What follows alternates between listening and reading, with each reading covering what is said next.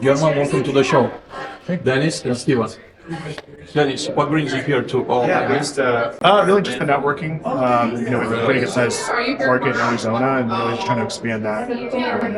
Is it your first time at IMN event? It is, yeah. What do you think so far? It's great, yeah. It's smaller. This particular event's smaller, so you get more intimate connection. Steven, how about you? What brings you here? Well, I run the Phoenix market. So trying to meet some people, meet some vendors, meet some clients, and work with them. Yeah. So how many total units you guys own? So we third-party manage exclusively, and between CloudTen Residential, which is all of our states outside of California, and the Sunrise Management in California, we're about 18,000 units. 18,000 units, remarkable. How many markets are you in? We are in Oregon, Washington, California, Nevada, and Arizona, so 5 markets. Which market would you say is the most challenging for you guys? Well, I'm here in Phoenix. Been here for since 2012, and it's not really challenging. I think the other markets are challenging. I would say, legislatively, California, and then Oregon. Oregon falls closely behind. If I was to guess, it's regulations, right? Government involvement, heavy regulations, and making it hard to run a business. Correct, yeah. Speaking of government and everything, it's had elections. So, based on the result of the election, how do you see this play for real estate investors, developers in 2025 and beyond? I think, that's a question that comes up pretty often. I was at a Globe Street event last month and then one here, and that question has come up every single time. It feels like little to no effect as far as the presidential election on the election market. A lot of that is driven on local government, local legislation. What do you think? I've heard rumors and people talk about it. There's supposed to be some policies that Trump's putting in for it's better for multifamily to buy, and then I hear the tariffs might hurt our economy, hurt the pockets for the renters. So I kind of believe that a bit. And that's in Arizona more probably than. How does your company position the business in 2025 and beyond, based on what you know, and based on best case projections? It's really market by market. We're hearing here in Phoenix. Let's take them one by one, because you're absolutely right. I think asking a general question will give you a general answer, which might not mean a lot. But let's take market by market, the markets that you're in. I'll love to hear your take.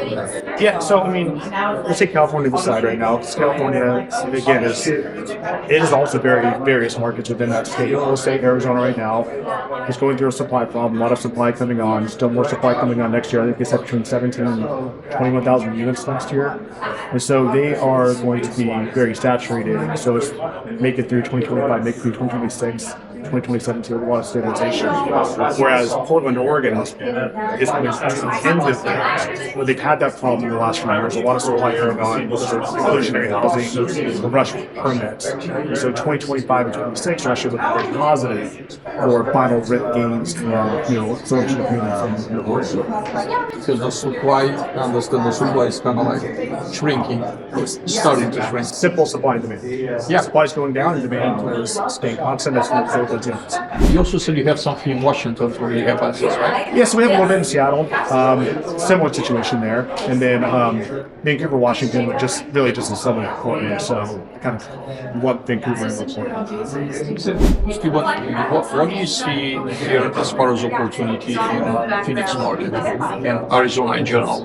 Where are you seeing opportunities in 2025? We do have a new build coming on. I think there might need some time for the market to change a little bit. I say maybe later in 2025, we're going to start seeing investors. There's a lot of saturation right now, especially over in Tempe near the issue. For me, I'm hoping more investing in C minus that's what I'm hoping.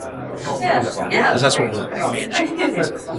Dennis, any interest outside of the West Coast? Because you're basically West Coast position right now, like Midwest or Southwest or East Coast in the future. Yeah, I think it was natural. Next one would be Idaho, Montana, Colorado. We worked our way west. We actually had a meeting today with someone that has a need in in South Bend, Indiana. You know, and it's, you know, it's a large enough market to enter, and it makes sense. We can enter almost any market, but our natural progression is like keep moving east of there. As far as the number of units, you are 18,000 right now. Where do you project yourself to be at the end of 2025 and 2026? In 25, I'm very confident we'll be around 21,000. 26, probably 24, 25. That's an amazing number. What do you have a message that you have for investors out there still on the sidelines, still nervous about what is the one or two positive things that you see that will, I guess, will send them a message that, hey, everything's gonna be all right, the market is coming back, there's opportunities out there. What are one or two things that you see like very positive that are happening or about to happen? That values reset.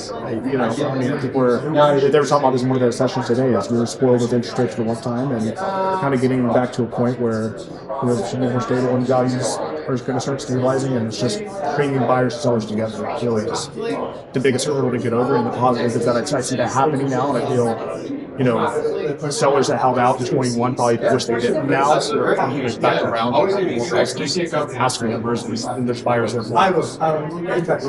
Gentlemen, thank you very much for being with us today. Appreciate it. Thank you. Thank you.